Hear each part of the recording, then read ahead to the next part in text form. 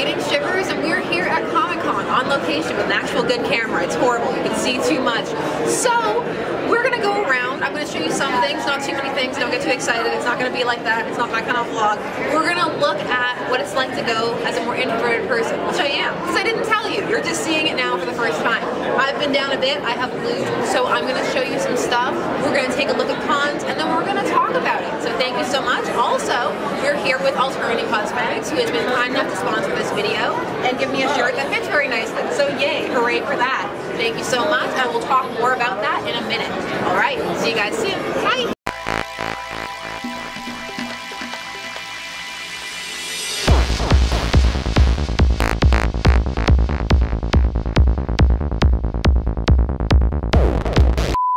Greetings, shippers, welcome back, this time with proper sound. So as you saw from the intro a couple of weeks back, I went to Toronto Comic Con, and now we're gonna talk about it. Firstly, I have to again thank Alternity Cosmetics. They're also currently running a contest where you can win the entire steampunk collection, so they're in my lap. So all 4 of their different liquid lips. So if you're interested in winning this entire collection that includes Aeronaut, Aristocrat, Rogue, and Femme Fatale, then all you have to do is the following.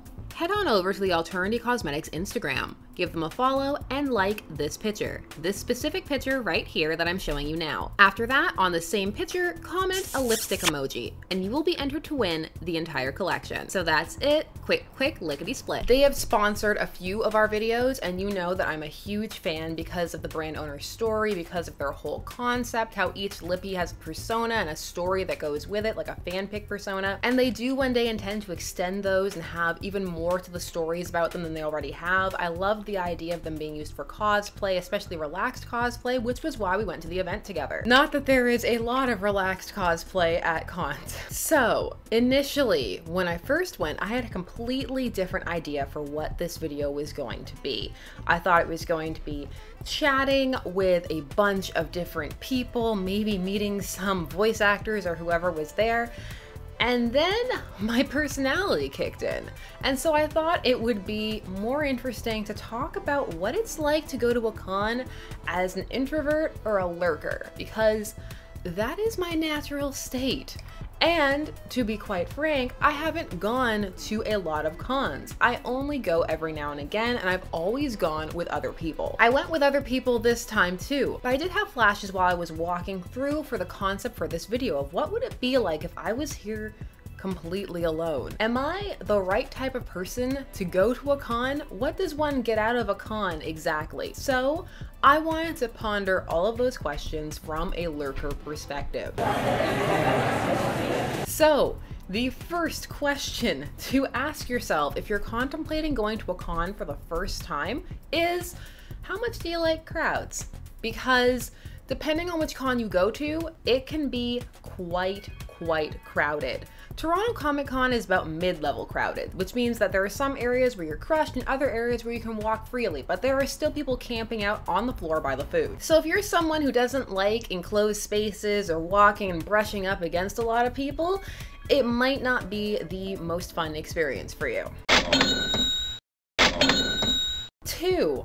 How much money do you have / are you willing to spend? A large portion of cons, aside from paying the entrance fee, is also the merch, the shops, the meeting the people, the panels. Depending upon which con you go to, it could start getting pretty expensive. And while you're there, people are trying to sell you things. You have the artist alley with all of the amazing and beautiful fan art. You're gonna see artists you've never heard of, and some of their work is gonna be amazing. There's also gonna be jewelers, wigs, lifestyle, straighteners. There were hair straighteners there. Ma'am, you look like you need your hair straightened. Sir, leave me alone.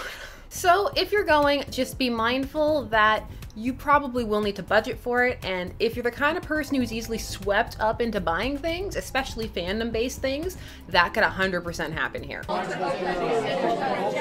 3. How good are you at talking to people? Now we've got to come at this one from a couple of angles. Let's start with the artists and writers and celebrities. So when you go into the artist alley section, you will meet a whole bunch of comic creators, independent and more officially affiliated, and artists. So many artists and creators. Some of them will be busy, and sometimes you'll catch them when nobody's at their booth and they're just sitting eating lunch or playing on their phone. Now, the thing is, these interactions, if you're someone who's not great at interacting with people, can be a little awkward because you're walking up to their booth, you're flipping through their art book, and if you're anything like me, you're gonna want to perform all of these tasks completely silently, even if in your head you have a 50 Shades style monologue running the entire time. Wow, these are so beautiful. I love everything. You're so talented. But nothing is coming out of your mouth.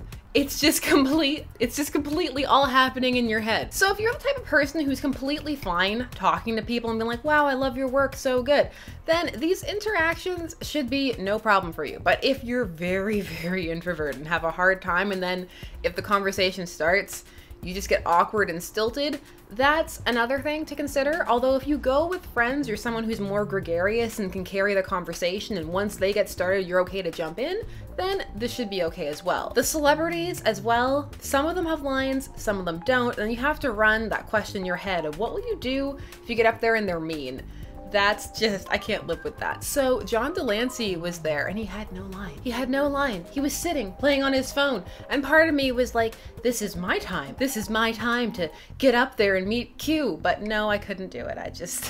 I can't talk to people at all. He did have a panel later on though, and there was a huge line for that, and that made me happy. It was him and Corbin Burnson. I'm sure that panel was probably lots of fun. The next people you have to think about talking to are the other attendees and cosplayers. At cons, there are a lot of cosplayers, and that's some of the coolest stuff to see. Some people just go all out, or you just see some really fun ones. There were some fantastic X-Men at our con, and everybody this year was Todoroki. Todoroki was the costume to be. My Hero Academia, there was an impromptu violin performance. That was really cool. However, approaching people for pictures is a bit of a different task. For one thing, if you don't catch them in an isolated area, you may create a kind of bottleneck where other people jump in and start snapping pictures even if they haven't asked, or you just start blocking the path, both of which happened to us. On top of that, asking for permission can now be a bit more of a business style interaction than it once was. This is not the case for all cosplayers, but can be for some of the more professional ones, in that they will want to make sure that you take their business card and tag them appropriately,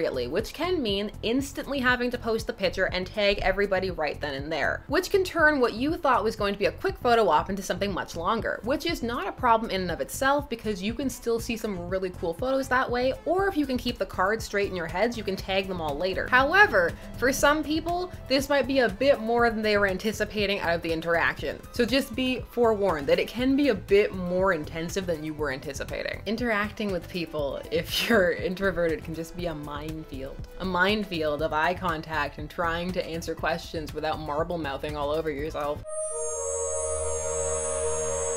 Another thing to consider is, what are you going for? Are you going to see a specific person? Are you going to pick up a specific item? Are you just going for general going's sake? Because depending upon the size of the con and how much you're really anticipating seeing, you might not end up having to spend as much time there to see everything as you may have anticipated. Some cons are bigger or smaller than others, and so for some it might be possible to go through everything, not even in a whole day, just in a couple of hours. So weigh that against your cost-benefit ratio when you're thinking about going. So those were some lurking things to consider, but what about the pros? What are some of the positive things? Because there are tons of positives too. I had such a good time. I loved it, and I barely spoke to anybody, and I had the best of times.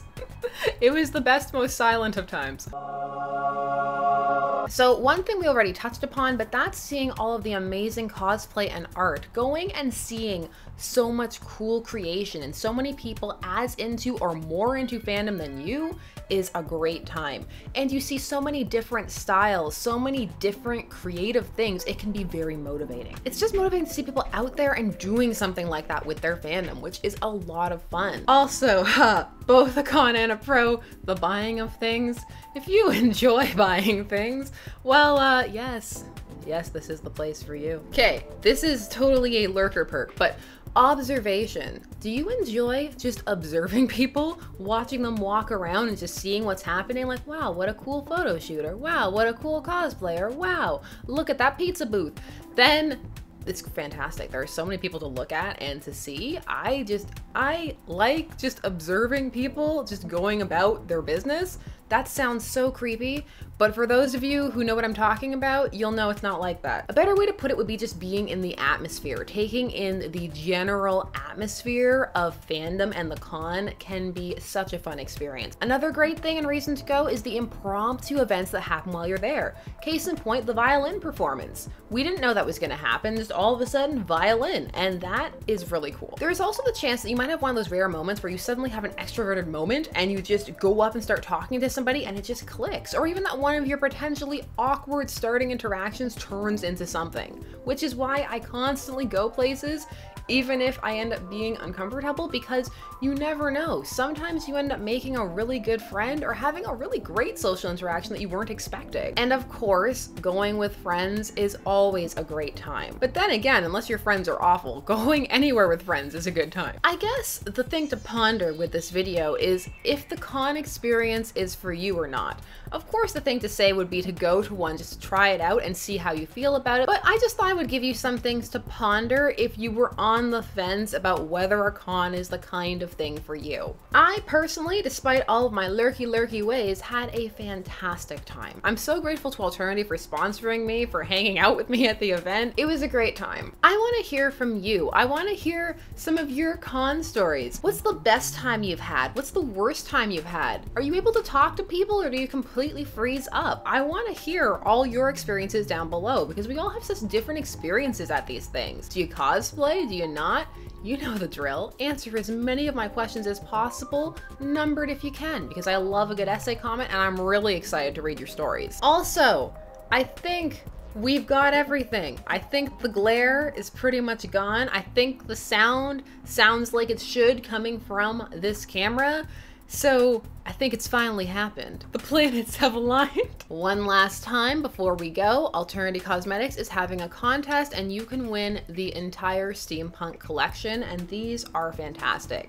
I love a good matte lipstick, and these ones, bearing in mind, of course, everybody's lips are different, but for me, I can eat in these, I can wear these for hours. The color range is nice, from neutral to bold to a bit grungy to this kind of odd squashy color aeronaut that I'm gonna demo for you in an upcoming video. That's just, it's really unique and I love it. If you heard that sound, it was my stomach because I need to eat food. And now I'm gonna sign off and say thank you so much for taking some time out of your day to spend it discussing fandom and shipping and everything with me. I always appreciate it. There are, as always, more videos coming soon, and until then, let's get to the outro. Bye-bye. This has been Shipper's Guide to the Galaxy. Don't forget to like, share, comment, and subscribe. Special thanks to all of my patrons, names on the side, for helping to make these videos possible. There are, as always, more videos coming soon, so until then, stay tuned, for there are as many ships out there as there are stars in the sky.